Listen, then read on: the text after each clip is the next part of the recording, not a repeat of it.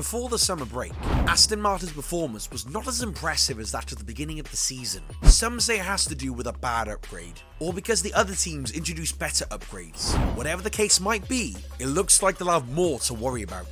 The team's driver Lance Stroll is considering leaving Formula 1 for good. So what would happen to Aston Martin, and would they be able to return to the pace they had at the beginning of the season? When Fernando Alonso left Alpine for Aston Martin at the end of 2022 season, everyone thought it was a wrong move, considering the fact that Alpine ranked ahead of Aston Martin on the grid. But Alonso probably saw something no one else did, because the Aston Martin team were on fire at the beginning of the 2023 season. No one could have speculated such a shift in performance. The team was competing neck to neck with Red Bull, and other rival teams like Ferrari and Mercedes were struggling to get ahead. It was all because the AMR23, Aston Martin's F1 car, was a beast on the grid. The team had taken inspiration from Red Bull's 2022 car and was able to build something amazing.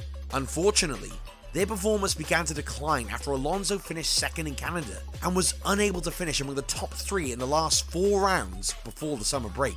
Initially, Alonso said it was due to the introduction of the new Pirelli test tyres. He said the tyres were not befitting for the track, hence slowed them down.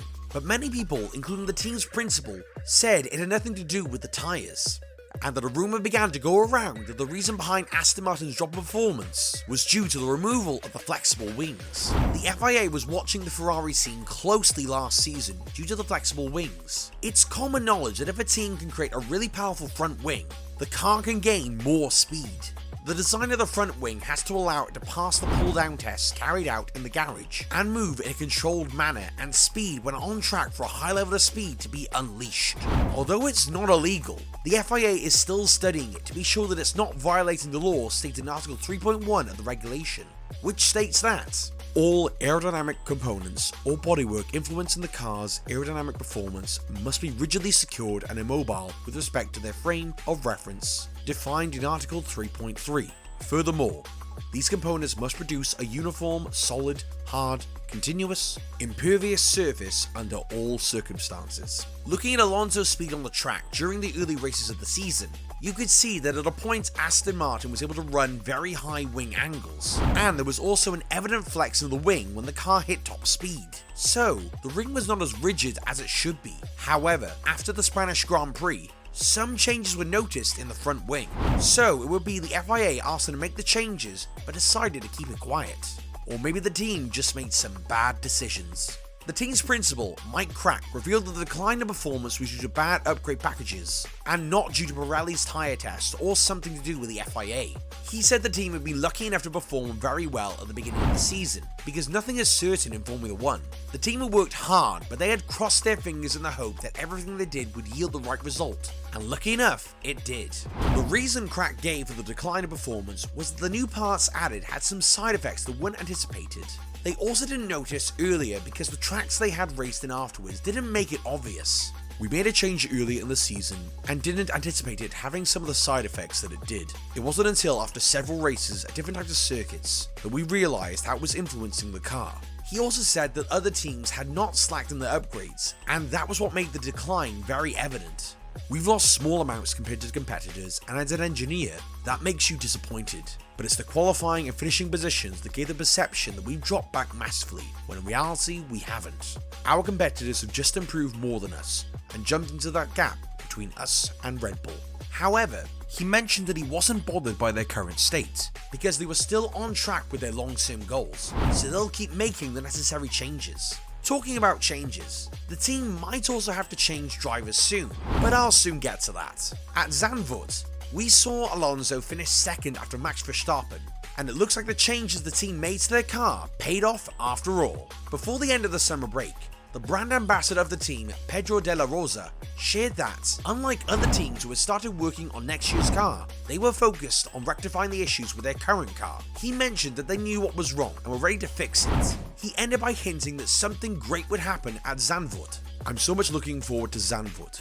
because we had a pretty good result in Spa with 5th from Fernando, and we were very close to the guys in the front. And we saw from Fernando's performance that they actually knew what they were doing. Although that could have been a one-time luck, as there are other races to go, but it counts for something. When we thought that the problems at Aston Martin were about to end, we got hit with another surprise. If you've noticed, while discussing the boost and drop in Aston Martin's performance, we only mentioned a driver. Well, that's because the other driver's role is so insignificant it's not worth mentioning. Initially, everyone assumed that he would be fighting alongside Alonso for the podium, because he's a skilled driver and his car is a beast on the grid, but we've only seen otherwise. Alonso has outqualified Stroll more than 10 times. In race finishes, the difference is 11-1. Although he managed to finish among the first 10 a few times, even finishing 4th in Australia, the difference between his and Alonso's performance is clear. The driver has been under serious pressure because critics and Aston Martin fans are constantly calling for him to be replaced. It doesn't help that his father Lance Stroll owns the Aston Martin team. Many believe that's the only reason they're still holding on to him. The junior Stroll has tried to prove himself on several occasions, and his team constantly assures fans that he is talented enough to have a seat in Aston Martin, but no one is having it. Recent revelations show that all the pressure might have gotten to him, as there are rumours that he's considering leaving F1 for tennis. Sports commentator David Croft was the first to mention that there was a possibility he'd be leaving Formula 1 soon, as he might have lost interest in racing. We've never looked at his future elsewhere, but I just have a feeling that in about a year and a half's time, Lance Stroll will race his last race in Formula 1 and go off and do something else. I just think he's losing his mojo. I don't think Formula 1 was the sport he wanted to go into when he was younger.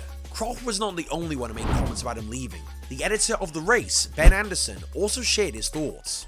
He mentioned that if Lance left the team to pursue a tennis career, a seat will be open in Aston Martin. And now that they've become one of the top teams, a lot of drivers would love to race with them, such as Ricciardo, Tsunoda, Albon, and the like. If the seat were theoretically to come up for 2024/25, there's a probability a few ahead of Daniel Ricciardo in that queue. Alex Albon and Yuki Tsunoda have already been mentioned as somebody Honda, Aston Martin's engine partner from 2026, would potentially like to bring on board down the line.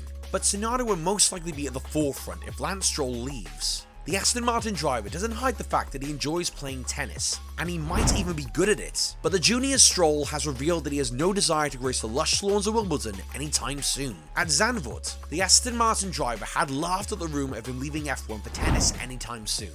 He said he had never thought of it. Well, if I'm going to go on tour, I better work on my backhand a little bit, because I don't think I'm quite at that level yet. I mean, I like to think I'm pretty good, but I don't know if I'm ready to go up against Novak Djokovic and Carlos Alcaraz just yet. I haven't really thought about picking up tennis as a career.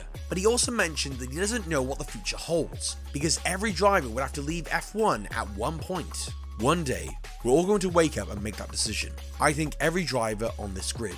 But right now, I'm thinking about the race. For sure, I want to keep racing. It's what I love to do. Several drivers have said that they love racing, and after an unimpressive run on the grid, they venture out to do something else. Lance might not be considering it yet, but there's a chance he'll leave F1 very soon. So what do you think? Kindly let us know in the comments section, and we'll see you in the next video.